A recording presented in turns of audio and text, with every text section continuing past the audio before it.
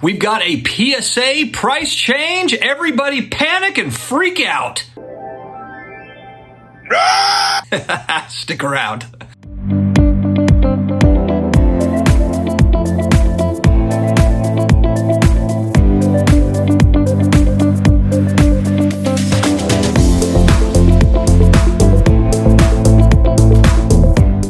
Hello to all my sports card collectors, investors, all of my collectibles friends. It is another day. It is another card video. We are back again. If you're looking for consistent sports card collectible style content, friends, you have come to the right place. Go no further. You have found it.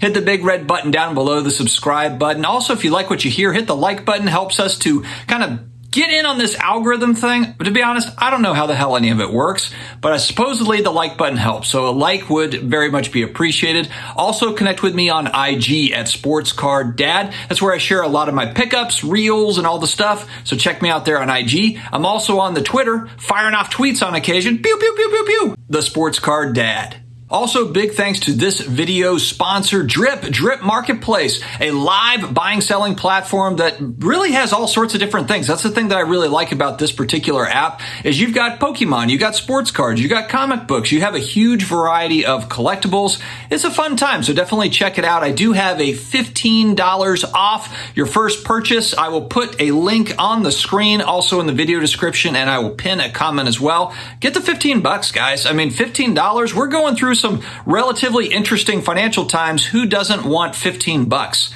Check it out today. All right, PSA has just dropped their bulk orders down to $15 per card on the sports side. There are a few details that we'll go over here, and I want to clarify something, make sure that everybody is completely clear on one thing in particular.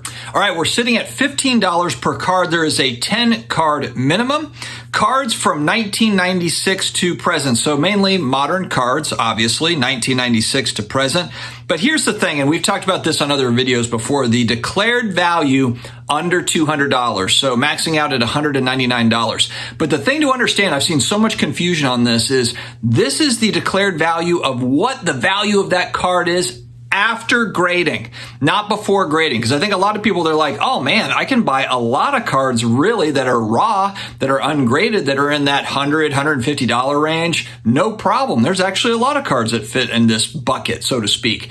But really what they're looking at is if it grades a PSA 9, if it grades a PSA 10, is it going to be valued? And again, I think that the whole upcharge thing is very tricky right now with PSA because values on stuff are all over the place. Cards have been dropping. They're continuously dropping. Not to say that everything is dropping, but trying to come up with some sort of comp and valuation on how we're upcharging things at a grading company, probably the last job, one of the last jobs I would want to have probably on earth, because I don't see how you can really do it with much accuracy outside of highly transacted cards. And frankly, even the highly common transacted cards still don't have near as much volume of sales as other types of financial items. I'd like to hear from you as well if you've had experience with this because they've been doing this declared value at $199 for a while now. Have you had an instance where they've come back and upcharged you at a $250 valuation or $300 or $400?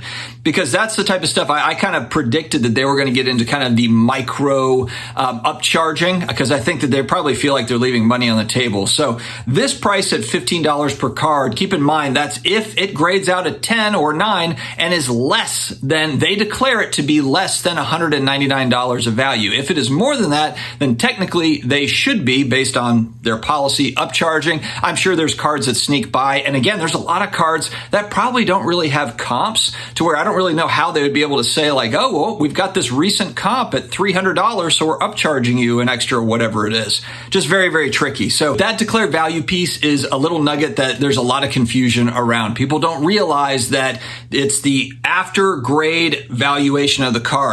That's why you hear about someone they're like, oh, actually, it was good news. My Michael Jordan rookie card graded out a PSA 10. And yeah, I had to pay thousands and thousands more to have it graded, but I got a PSA 10 Michael Jordan rookie card. So, that's where you have to really kind of pay attention to this. It's not the cost of the card before grading. It is what is that thing going to be worth after they have graded. And if it's over $200, you might get an upcharge.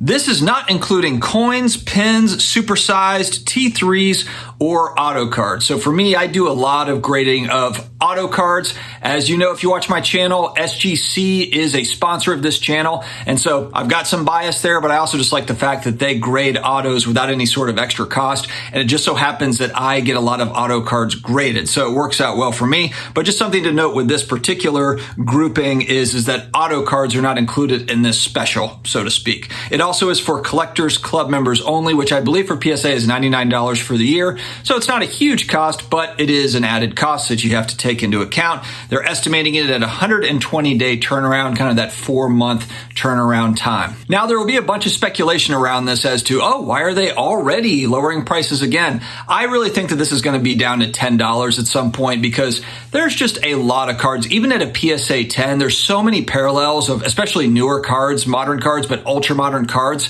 of just random players. You get a PSA 10, a purple prism, and even in a PSA 10, that card is probably not worth more than $200. Really depends on the player, depends on the set, depends on a lot of different factors. But if you are a collector of a specific player and you just have some cool cards for that particular player, even though that $200 threshold is low, there's still a lot of cards that fit into that bucket. So PSA, the one thing I guess it could tell me is that they need more business. If they're already moving the bulk rate down to $15, they must feel like, okay, they did hire a lot of graders. We've talked about it.